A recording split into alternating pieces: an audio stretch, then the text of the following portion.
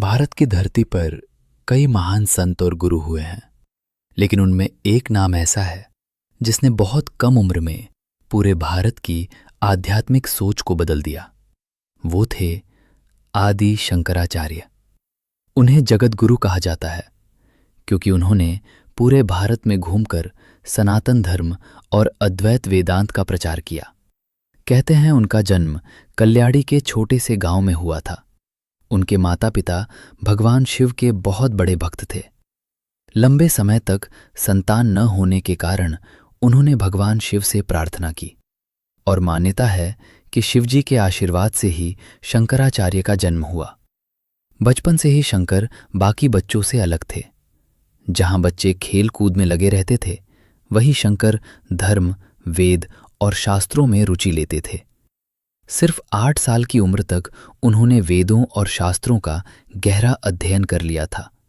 फिर उनकी जिंदगी में एक ऐसी घटना हुई जिसने सब कुछ बदल दिया। एक दिन वो नदी में स्नान कर रहे थे, तभी अचानक एक मगरमच्छ ने उनका पैर पकड़ लिया।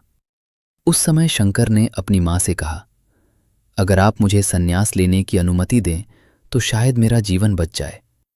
मां ने भारी मन से अनुमति दे दी और कहते हैं उसी क्षण मगरमच्छ ने उनका पैर छोड़ दिया।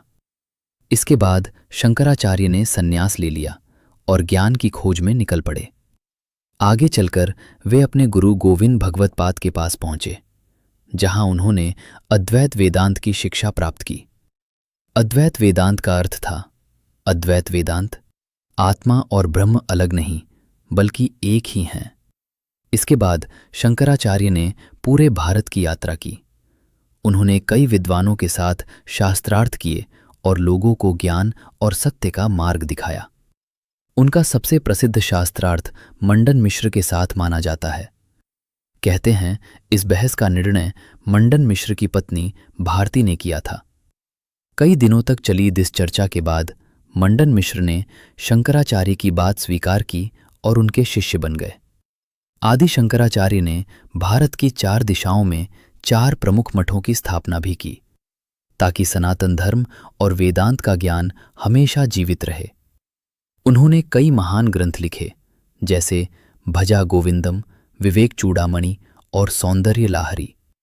कहा जाता है कि मात्र 32 वर्ष की आयु में उन्होंने हिमालय क्षेत्र में शरीर त्याग दिया, लेकिन उनके विचार आज भी करोड़ों लोगों का मार्गदर्शन करते हैं।